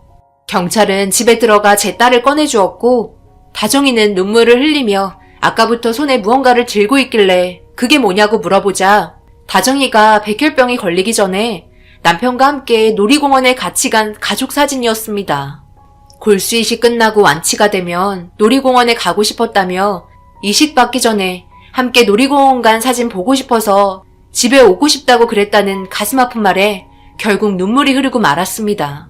너무 오래 지체한 것 같아 일단 정신 차리고 다정이 다시 차에 태운 후 병원에 도착해 다시 입원시킨 후 남편과 그 여자를 상대로 법적 소송 절차를 밟았어요. 이혼 위자료와 상간녀 소송에 대한 손해배상 청구를 진행했습니다. 거기에 더해 제 딸이 위험해질 수도 있는 상황을 만든 부분에 대해서도 손해배상을 청구했어요. 남편에게는 감금죄를 물어 6개월의 처벌을 받게 되었습니다. 몇 년 썩게 하고 싶었지만 그건 제 능력 밖이라 최대로 받을 수 있는 기간이 6개월밖에 안 되었네요. 그렇게 남편과 이혼까지 하고 완전한 남이 되었고 다정이는 다행히도 별 문제 없이 골수이식을 받게 되었습니다. 꾸준히 병원을 다니며 진료를 받고 있지만 점점 좋아지는 몸 상태를 보면 정말 다행이라고 생각해요. 그에 반해 남편과 바람난 그 여자의 자식은 골수이식을 받기로 되어 있었으나 기증자가 병원으로 가는 도중에 사고를 당해 기증을 받을 수 없는 상태가 되어 결국 그 여자의 아이는 세상을 떠나고 말았다는 충격적인 소식을 전해 들을 수 있었어요. 결국 자신들이 저지른 나쁜 행동들에 대한 죄를 받게 된 거였죠. 시어머니는 전 남편이 가지고 있던 빚 때문에 지내고 있던 집을 팔고 쪽방촌에서 아버님과 함께 하루하루 전전긍긍하며 살고 있다고 합니다. 한순간의 실수들로 인해 인생이 한순간에 바닥으로 떨어지게 되었던 거죠. 오히려 속이 더 홀가분하네요. 지금의 딸과 행복하게 오래오래 살길 바랄 뿐입니다. 제 사연 들어주신 분들 오늘 하루 행복하시고 좋은 주말 보내시길 바랍니다. 감사합니다. 안녕하세요. 저는 38살이며 남편은 40살입니다. 그리고 현재 8살 아들과 함께 행복한 날들을 보내고 있어요. 제가 겪은 충격적인 그날의 사건이 벌써 5개월이나 흘렀네요. 그때만 생각하면 지금도 억장이 무너집니다. 남편에겐 시누이 한 명 있습니다. 그것도 나이 차이가 무려 8살이나 차이가 납니다. 그래서 그런지 시댁 집안에서 엄청나게 애지중지 키웠던 것 같아요. 남편과 아버님께선 그래도 엄하게 대하는 편이긴 한데 문제는 시어머니입니다. 잘했던 잘못했던 무조건 감싸고 돌기만 하니까 결국 엄청난 문제가 터지게 되었던 것 같아요. 남편이 뭐라고만 하면 그대로 시어머니한테 죄다 일러바치고 모든 걸 자기 뜻대로 하려고 하는 성향이 너무 강해서 남편도 두 손 두 발 들어버렸어요. 그래도 어린 나이도 아니고 결혼하고 애까지 있는 사람이 퍽 하면 공주 대접이나 받으려고 하는 심보가 제 눈엔 전부 다 보이더라고요. 그런데 시누이 결혼하고 아이가 태어나서부터 사건이 시작되었어요. 시부모님께서 사업을 하고 계시고 저희도 맞벌이를 하고 있습니다. 시누이는 승무원 직업을 가지고 있죠. 그런데 아이가 태어나고 얼마 되지도 않아서 바로 복직하기를 원하더라고요. 더 문제는 아이를 봐줄 사람이 없었습니다. 그래서 베이비시터를 알아보라고 하니까 뉴스에서도 나왔던 사건들 때문에 그건 또 싫다고 얘기하면서 베이비시터에게 주는 만큼의 금액을 줄 테니 갑자기 저희 엄마를 거론하기 시작했어요. 너무 당황스러웠죠. 시누이 신랑 집안도 모두 일을 하기 때문에 정말 아무도 봐줄 사람이 전혀 없었습니다. 남편은 절대 그럴 수 없다며 차라리 승무원 일 그만두라고 난리를 치기 시작했어요. 저도 절대 싫다며 강하게 밀어붙였습니다. 그런데 저희가 화를 내면서 얘기했는데도 시어머니는 저희 엄마에게 개인적으로 전화를 하셔서 정말 간절하게 부탁을 하기 시작했고 주부이신 엄마는 시어머니의 제안을 거절하지 못하고 수락을 하게 되었어요. 엄마, 왜 그런 걸 해준다고 그래요? 잘 해줘도 좋은 말 듣지 못하는 일은 차라리 안 하는 게 좋아요. 지금 당장 거절하세요. 저도 그렇고 저희 남편도 계속해서 반대하고 있었는데 왜 하겠다고 얘기를 하신 거예요? 아유, 말도 마. 매일 전화 온다. 곧 있으면 복직해야 한다며 사람을 어찌나 불안하게 만들던지. 베이비시터가 받는 금액보다 좀 더 쳐준다고 가족끼리 부탁한다는데 모른 척하고 고개를 돌릴 수도 없는 노릇이고, 그리고 내가 도와준다면 너한테도 더 잘할 거 아니야. 정 힘들면 내가 못하겠다고 얘기할 테니까 당분간은 도와주는 걸로 하자. 그래야 나중에 우리가 도움 필요할 때 얘기할 수 있지. 결국 엄마는 시누이 아이를 돌봐주게 되었어요. 처음에는 서로 조심하며 관계를 잘 유지하고 있는 것처럼 보였습니다. 서로 좋은 게 좋은 거라고 감정 상하지 않게 최대한 해줄 수 있는 건 신경 써서 해줬어요. 걱정되는 마음에 엄마한테 자주 전화했어요. 별 문제 없이 아이를 잘 돌봐주고 있었고 집안일도 손봐주시는 듯 보였습니다. 시누이도 적지 않게 돈을 줬어요. 그렇게 2달 정도 접어들면서 시누이와 엄마와의 관계도 처음에는 어색했지만 시간이 지나니 어느 정도 서로에 대해 알게 되었는지 주말에 모두가 모여 식사하는 자리가 있었는데 시누이와 엄마가 상당히 친해 보였어요. 보기에는 좋았지만 이런 관계가 언제까지 지속이 될지 속으로 너무 걱정이 되었습니다. 시누이가 복직을 했으니 앞으로 계속 일을 해야 하기 때문에 언제까지 아이를 봐줘야 할지 기약이 없었어요. 말로는 어린이집 갈 정도만 봐주면 된다고 했지만 그게 어디 쉽나요? 저희 엄마가 말은 안 하지만 예전에 주방일 하면서 서빙하다가 미끄러진 적이 있었는데 그때 허리를 다치셨어요.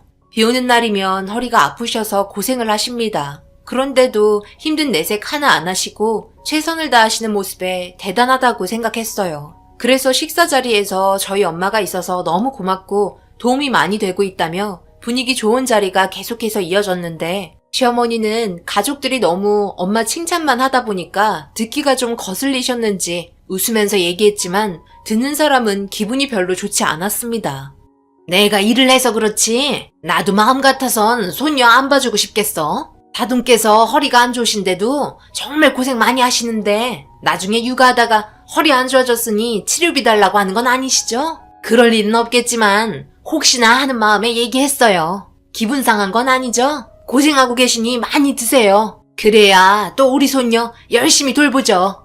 엄마는 말 좀 가려서 하세요. 제가 항상 얘기했죠? 생각 없이 말하지 말라고요. 그냥 조용히 식사하세요. 고생하는 장모님 지금 비꼬는 거예요? 아기 돌봐달라고 매일 전화할 땐 언제고. 고생하셔서 이런 자리 마련한 건데. 분위기가 안 좋아지기 시작하자 신우이가 그만하라고 중재했어요. 시어머니 편 들 줄 알았는데 그래도 아기를 돌봐주는 입장이기 때문에 분위기가 안 좋아지는 게 싫었던 것 같았어요. 그렇게 서로의 감정을 다시 가라앉혔고 이런 말 듣고 있었던 저는 기분이 별로 좋지 않아 식사 자리가 끝이 나고 집에 들어가 엄마와 전화통화하면서 그만하라고 얘기했지만 몇 달간 엄마가 아기와 함께 지내면서 정이 들었던 건지 그냥 이해하라는 말을 하곤 넘기게 되었어요. 그런데 주말에 신우 신랑이 일을 쉬다 보니 평일에만 아기를 보는데 여기에서 문제가 터지고 말았어요. 남편과 제가 엄마와 함께 주말에 바람 좀 쐬려고 호텔을 예약했는데 갑자기 신우이가 전화 와서는 대뜸 가지 말라고 하더라고요. 수화기에서 들려온 내용은 신우 신랑 직업이 영업 쪽으로 일을 하고 있는데 꽤 큰 건을 작업하고 있었나 봐요. 느닷없이 골프 약속이 잡혔다며 아기를 봐달라고 전화가 왔어요. 그러면서 월급을 한 달치 받아가는 거기 때문에 토요일이나 일요일에도 무슨 일이 생길지 몰라 항시 대기를 해야 한다는 어이없는 말을 늘어놓기 시작했습니다. 그래서 전화기를 뺏었어요. 지금 뭐라고 그런 거예요? 해도 너무한 거 아닌가? 아기 돌봐주기로 했을 때 주말에는 무조건 쉬는 걸로 약속을 했었는데 갑자기 이런 식으로 요구를 하면 어쩌자는 거예요. 저희도 계획이 다 있기 때문에 어쩔 수 없어요. 고모부가 아기 안고 골프 치면 되겠네요. 우리가 무슨 노예도 아니고 진짜 해도 너무하네요. 처음에는 무조건 다 맞춰줄 것처럼 얘기하더니만 마음 편히 쉬지도 못하게 주말에는 항시 대기를 하라고? 여기가 무슨 군대예요? 사람이 말이야 적당히 할 거 아냐. 뭐라고요? 내가 그냥 부탁하는 것도 아니고 월급 꼬박꼬박 주는데 당연히 이런 권리 행사해야 하는 건 맞는 거잖아요. 무슨 일이 생길지 모르니 주말에도 어디 가지 말고 집에서만 쉬라고 한 건데 그게 잘못됐어요? 저한테 한마디 상의 없이 다른 약속을 잡으면 어쩌자는 거예요? 이번에 정말 큰 계약이기 때문에 성사시켜야 한다고요. 지금 빨리 와서 다민이 데려가세요. 신우이는 자기 할 말만 하고 끊었습니다. 너무 화가 치밀었고 저희에게 결정은 없었어요. 다시 전화를 걸어봤지만 전화기는 꺼져 있었고 신우 신랑이 엄마에게 전화 와서는 빨리 와달라고 재촉하고 있었네요. 남편도 더 이상은 참을 수 없었는지 엄마 전화를 뺏으려고 하는데 엄마가 알겠다고 얘기하곤 전화를 끊었어요. 그리고 신우이 집으로 출발하자며 남편 차에 올라탔습니다. 엄마는 아기랑 함께 호텔 가면 되지 않냐고 괜찮다며 쓴웃음을 지으면서 서둘러 출발하자고 재촉했습니다. 엄마는 큰 싸움이 일어날까봐 저와 남편이 차에서 절대 내리지 말라고 얘기했어요. 그리고 신우 신랑이 빠르게 집에서 나와 차를 타고 나갔습니다. 뒤에 엄마가 아기용품 이것저것 한 짐 챙기고 나왔어요. 남편은 빠르게 차에서 내려 엄마가 들고 있던 짐을 차에 실어줬습니다. 결국 좋은 곳에 놀러 가는데 아기를 데리고 가야 했어요. 급하다는데 당연히 봐줄 수 있어요. 하지만 사람이 부탁을 할 때는 정중하게 사정을 얘기하면서 이야기를 풀어나가야 하는데 신우이는 앞뒤 다 잘라버리고 무조건 월급 주니까 해야 한다는 식으로 몰고 나갔습니다. 호텔에서도 엄마는 아기를 돌봐줬어요. 다행히 우리 아들이 8살이라서 남편이 놀아주며 시간을 보냈고 제가 엄마와 함께 아기를 돌봐줬습니다. 새벽에는 어찌나 칭얼거리던지 잠을 잘 수 없을 정도로 난리를 쳤고 결국 잠 한숨 못 자고 엄마와 제가 아기 번갈아 가며 돌봐줬네요. 쉬러 간 건지 극한 체험하러 간 건지 모를 정도로 주말 여행이 정말 힘들었어요. 신우이는 벌써 집에 도착했는지 언제 오냐고 전화가 왔고 저희도 때마침 거의 도착했다고 얘기하고 끊었습니다. 그런데 아기가 계속 칭얼거려 엄마가 살펴보니 기저귀가 꽉 차 있더라고요. 도착하자마자 차에서 내려 엄마가 신우에게 아기를 건네며 차에서 오는 길에 지금 막 볼일을 본 것 같다며 얘기했는데 듣는 둥 마는 둥 하더니 그동안 아기 돌봐줘서 고맙다는 말 한마디 하지 않고 신우이 차에 있는 카시트에 태우더니 차를 몰고 어디론가 향하더라고요.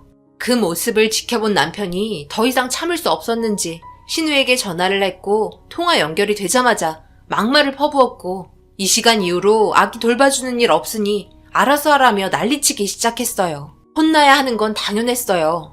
엄마 편하게 여행 좀 시켜드리려고 했는데 고생만 엄청 하고 왔으니 남편도 화가 날만 했었죠. 한참 동안 신우와 싸우면서 난리를 쳤어요. 이번 달까지 해줘야 하는 거 아니냐며 베이비시터라도 알아보게 시간을 달라는 말을 끝으로 전화를 끊어버렸습니다. 엄마도 아무 말 하지 않았어요. 신우에게 정말 많이 실망한 듯 보였습니다. 남편은 엄마한테 죄송하다며 나중에 버르장머리 고쳐놓겠다며 신우를 대신해 엄마에게 사과를 했습니다. 엄마는 사람 구할 때까지는 봐주겠다며 아기 걱정을 많이 하셨어요. 저런 환경에 아기가 자란다면 좋은 영향은 줄 수 없으니까요. 결국 엄마는 다음 날에도 아기를 보러 갔고 신우와의 냉전은 계속해서 이어졌습니다. 그래도 사람을 구하고 있으니 그 기간 오래 걸리지 않을 거라 엄마는 별말 안 하고 지내고 있었죠. 그렇게 말일쯤 되었을 때 사람을 구하게 되었어요. 다음 달부터 일을 하기로 계약을 하게 되었고 일주일 정도 남은 기간만 아기를 돌봐준다면 엄마의 할 일은 끝나게 되었습니다. 하지만 그동안 많은 무리가 있었는지 허리 통증을 호소했어요. 아기가 안긴 상태에서만 잠을 자려고 해서 아기띠를 하고 오랜 시간 서 있어야 했죠. 결국 한의원을 가야 할 것 같다는 말에 제가 한 달에 한 번 월차를 낼 수 있어서 월차 쓰고 그날 엄마와 함께 아기 보며 시간을 보내고 있었습니다. 다행히도 저녁에 신우가 집에 오는 날이었어요. 아기도 한참을 칭얼거리다가 지쳤는지 잠이 들어버렸고 엄마와 저도 신우가 올 때까지 눈 좀 붙이고 있었습니다. 신우 신랑은 집에 매일 오지만 저녁 9시 이후에나 들어와서 엄마가 더 힘이 들었던 것 같아요. 새벽같이 다시 아기를 봐야 하니까요. 아빠가 집에 있기 때문에 엄마도 따로 살림을 해야 하잖아요. 이런 상황에서 아빠가 많이 도와주지만 그동안 거의 엄마가 있기 때문에 물건이 어디 있는지조차 잘 모르셨어요. 그래서 전화가 자주 오는 편인데 아기가 푹 잠이 들었을 그때 하필 엄마 핸드폰 벨소리를 무음으로 해놓는 걸 깜빡하는 바람에 갑자기 벨소리가 울렸고 아기가 깨고 말았습니다. 제가 급하게 아기를 안고 진정시키는 동안 엄마는 아빠와 통화를 끝냈어요. 엄마에게 좀 더 쉬라며 제가 안아주고 있는데 아기가 제 품과 엄마 품을 알고 있는 건지 뭔가 불편한 표정을 계속 내비치며 칭얼거렸습니다. 결국 다시 엄마 품으로 돌아가게 되었어요. 아기가 엄마에게 안기자마자 다시 잠이 들면서 집안에는 평화가 찾아오게 되었고 엄마는 거실에서 아기를 안아준 상태로 푹 잘 수 있게 돌아다녔습니다. 그런데 그 잠깐 사이에 저도 너무 피곤했는지 잠이 들어버렸고 밖에서 쿵쾅거리는 소리와 함께 아기가 자지러지게 울기 시작하자 급하게 밖으로 나왔는데 신우가 집에 와 있었습니다. 갑자기 일어나서 제정신이 아니었는데 신우가 술을 좀 마셨더라고요. 그리고 얼굴에는 불만이 가득했습니다. 엄마는 신우가 술이 좀 많이 취한 것 같다며 저를 데리고 빠르게 집에서 나가려고 하는데 신우가 엄마를 다급하게 주방으로 부르면서 한 소리 하기 시작했어요. 지금 이게 젖병 소독한 거라고 여기에 올려놓은 거예요? 젖병이 죄다 얼룩이 져 있잖아요. 요즘 들어 설사를 자주 하는 것 같아서 신경 쓰였는데 소독을 제대로 안 하니까 다민이가 설사를 하는 거잖아요. 뭐 하나 제대로 하는 게 없네요. 말을 안 하고 잘한다 하니까 진짜 잘하는 줄 아나 봐요?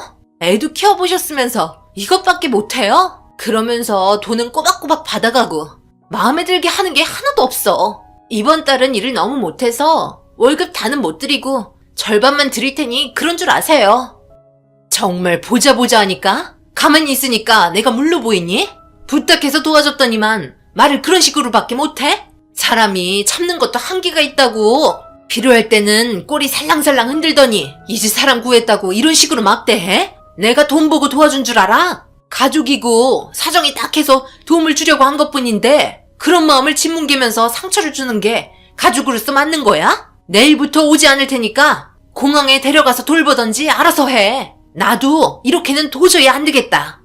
신우는 꾹꾹 눌러왔던 엄마의 감정을 터트리고 말았어요. 화가 정말 많이 난 듯 보였고 엄마의 얼굴을 빤히 쳐다보면서 듣고 있다가 갑자기 어디서 훈계질이냐며 분노하더니 신우 옆에 있던 분유통을 엄마 얼굴에 던져버렸고 엄마는 비명을 지르더니 코를 부여잡았습니다. 분유통이 무게가 꽤 있는데 그걸 엄마 얼굴에 던지게 되면서 코피가 흐르기 시작했어요. 너무 큰 충격에 달려가 신우를 패대기 치고 머리채를 잡았습니다. 저도 이성을 잃고 말았어요. 일단 엄마를 급하게 병원에 데려가야 할 것 같아 부축해서 현관으로 나가려고 하는데 신우가 어딜 나가냐고 저희를 붙잡았어요. 그때 제가 제정신이 아니어서 신우를 강하게 밀쳤습니다. 눈이 풀려서는 제대로 서 있을 힘조차 없던 신우가 아기도 제대로 돌보지 못할 상황이었어요. 엄마는 아기가 그대로 방치될 것 같다며 그 와중에 걱정을 하셨고 어쩔 수 없이 아기를 안고 엄마와 함께 병원으로 향했습니다. 병원에서 진단받은 결과 코뼈가 부러지게 되었고 수술을 받아야 할 정도로 상황이 심각했어요. 결국 엄마는 입원 절차를 밟게 되었죠. 이런 충격적인 상황에 양가 집안 모두 난리가 나게 되었습니다. 남편은 신우 가만두지 않겠다며 신우 집으로 향했는데 절대 문을 열어주지 않았어요. 남편은 화가 머리끝까지 올라온 상태로 다시 병원으로 돌아왔고 이런 문제에 신우 신랑이라도 얼굴을 내밀어 사과를 해야 하는 입장에서 둘 다 잠수를 타고 연락도 받지 않았습니다. 시부모님께서 죄송하다며 고개를 숙였어요. 그런데 엄마가 코뼈가 부러져 누워있는 모습을 봤으면서 시어머니 정말 생각 없이 막 내뱉은 말에 제가 도저히 정신을 바로잡고 있을 수가 없었습니다. 아니 그러니까 왜 사람을 구한다고 말을 해서는 상황을 이렇게까지 만들어요? 그냥 어린이집 갈 때까지만 눈 딱 감고 봐주면 되는 건데 그걸 못 참아서 이게 뭐예요? 괜히 다치기만 하고 다음날 이런 상태로 아기 볼 수 있겠어요? 어느 정도 눈치가 있으면 제 딸이 잔소리 좀 해도 한기로 흘리면 되는데 맞받아치니까 이런 상황이 오는 거죠. 아니 듣자 하니까 지금 말 다 하셨어요? 맨날 도와달라고 부탁하셔서 이런 상황이 생긴 거잖아요. 정작 사고낸 장본인은 얼굴 내비치지도 않고 아기 봐주니까 마음 놓고 술이나 퍼먹고 다니고 어머님은 어쩜 생각 없이 말을 그런 식으로 하세요? 신우가 누굴 닮았나 했더니 딱 어머님 판박이네요. 고소할 거니까 각오하시는 게 좋을 거예요. 지금 무릎 꿇고 싹싹 빌어도 시원참을 파네. 문을 잠그고 전화도 꺼나요? 대단한 집안이네요. 그 엄마의 그 딸이라고 하는 짓도 어쩜 이리 똑같아요? 가정교육을 똑바로 시켜야 신우가 정상적으로 자라죠. 맨날 오냐오냐 하고 키우니까 이 모양 이 꼴 난 거잖아요. 시어머니 제 말이 끝나자마자 기분은 나쁘셨는지 잘한 게 없으니 분유통으로 얼굴 맞은 거라며 신경을 건들자 남편도 도저히 참을 수 없었는지 나가라고 소리쳤어요. 병원이 발칵 뒤집힐 정도로 난리가 났었죠. 남편이 시어머니한테 아기 데려가라고 하니까 충격적이게도 뒤도 안 돌아보고 빠르게 사라지셨습니다. 이런 상황에 아기는 무슨 죄라고 제대로 된 사랑도 받지 못하고 자라는 모습을 보니 참 씁쓸했습니다. 그날 남편은 아들을 데리고 집으로 다시 돌아갔고 저는 엄마 곁을 지키며 아기를 돌보고 있었어요. 아빠도 다음날 출근을 해야 해서 먼저 들어가 보시라고 말을 하곤 엄마와 단둘이 남았을 때 진지하게 대화를 이어나갔습니다. 엄마가 입원을 5일 정도 해야 한다길래 저도 그 기간 동안 일을 뺄 수 없어서 회사에 사정을 얘기한 후 다음 달 월차를 앞당겨서 사용을 하기로 결정을 했어요.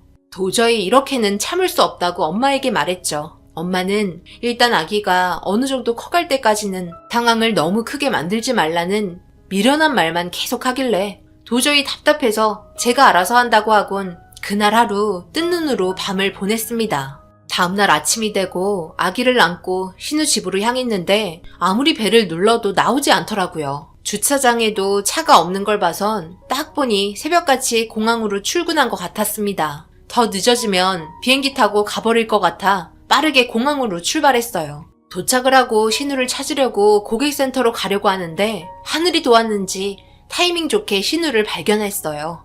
그런데 그 옆에 정말 충격적이게도 시어머니와 아버님이 옆에 있었습니다. 이른 아침부터 신우와 대화를 하는 게 보였고 옆에서 숨어 지켜보고 있는데 시부모님 복장이 여행 가려고 한껏 멋을 낸 옷들이었어요. 거기에다가 캐리어까지 준비되어 있는 걸 보니 신우가 승무원이니까 가족이 항공편을 이용하면 싸게 할인받아서 다닐 수 있기 때문에 나를 잡아 움직이는 것 같았습니다. 전날에 별 문제 없었으면 시부모님 저희들 몰래 여행을 떠났었겠죠. 참 어이가 없었어요. 누구는 허리가 부서져라 아기를 돌봐주고 있는데 여행 갈 시간은 만들 수 있고 아기를 돌봐줄 시간은 만들 수 없다는 게 너무 황당했었죠. 도저히 참을 수 없는 가족들이었어요. 남편 말곤 죄다 꼴보기 싫었습니다. 어떻게 저런 사람 뱃속에서 남편이 나왔는지 이해할 수가 없었어요. 당장 머리채 잡으려고 준비하는데 아기가 칭얼거렸고 기저귀에서 냄새가 심하게 나기 시작하더라고요. 그리고 그때 아주 좋은 아이디어가 생각이 나게 되었고 빠르게 아기 기저귀를 갈아주고 한쪽 손에 구수한 냄새가 담겨있는 아기 똥기저귀를 가지고 달려가 신우와 시모 앞에 섰습니다. 제가 아기를 데리고 바로 앞에 나타나자 엄청 당황한 눈빛으로 바라보았어요. 저는 아기를 아버님께 툭 건네주었고 한쪽 손에 들고 있던 똥기저귀를 조심스럽게 펼친 다음 시모 얼굴과 신우 얼굴에 마사지하듯 문질러 줬습니다. 공항이 아주 난리가 났고 비명소리에 발칵 뒤집혔죠. 뭐하는 짓이냐고 소리를 지르길래 여행 갈 시간은 있고 아기 볼 시간은 없냐며 앞으로 저희 엄마가 그랬던 것처럼 시어머니 또한 여행 갈 때 아기 데리고 여행 한번 가보시라며 좋은 추억 만들 수 있을 거라는 말을 했어요. 신우에겐 엄마에게 한 행동에 대해서는 그냥 넘어가지 않을 테니 긴장하고 있으라며 경고를 주고 뒤돌아 공항을 빠져나왔습니다. 그리고 신우에게 엄마한테 몹쓸 짓을 한 행동에 대해서 법적인 고소를 취했어요. 마음 같아선 정말 구속시키고 싶었지만 엄마가 워낙 아기를 생각하는 마음이 너무 커서 병원비와 합의금 받고 끝내는 걸로 마무리 지었습니다. 그리고 베이비시터는 오는 사람마다 신우와 마찰이 생기면서 회사에서도 아예 거절하는 상황이 오게 되었고 승무원들 사이에서도 소문이 급격하게 퍼지게 되면서 이미지가 중요한 승무원의 자격에 타격을 심하게 입게 됨과 동시에 아기를 돌봐야 하는 상황까지 맞물려 일을 그만두게 되었습니다. 그리고 남편은 시댁과 신우와의 관계를 완전 단절시켰어요. 2번 다시는 얼굴 보고 살지 않을 거라며 치를 떨었습니다. 지금 현재 엄마는 정상적인 생활을 하고 계십니다. 그래도 이만하길 정말 다행이라고 생각해요. 남편은 아버님께 오는 문자로 어느 정도 소식을 듣고 있는지 신우의 집이 어렵게 됐다며 신우 신랑이 영업을 하러 갔었던 큰 손들이 전부 계획적인 사기였다는 충격적인 말을 듣게 되었습니다. 결국 손해본 금전적인 부분에 대해서 배상을 해야 한다는 결과를 가지고 오게 되었고 대출까지 받았다고 합니다. 못된 심보를 가지는 사람들은 결국 자신에게 모든 게 다시 부메랑처럼 돌아오는 것 같아요. 벌받아야 마땅하죠. 하늘이 내려준 처벌인 것 같습니다. 2번 다시는 연락도 하지 않고 어려운 일이 있어도 절대 도와주지 않을 겁니다. 신우가 남편에게 문자를 지속적으로 하는 것 같아요. 생활이 너무 어렵다며 과거의 자기 잘못을 충분히 뉘우치고 있으니 돈 좀 빌려달라고 문자가 왔었답니다. 시부모님이 가지고 계신 돈까지 가져갔지만 모자란 것 같았어요.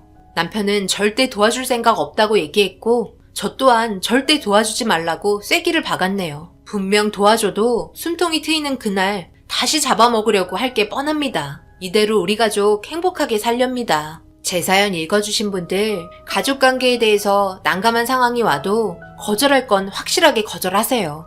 나중에 도와준 것만 못한 결과를 가지고 옵니다. 그럼 좋은 하루 보내시길 바라며 이 글을 마치겠습니다. 감사합니다.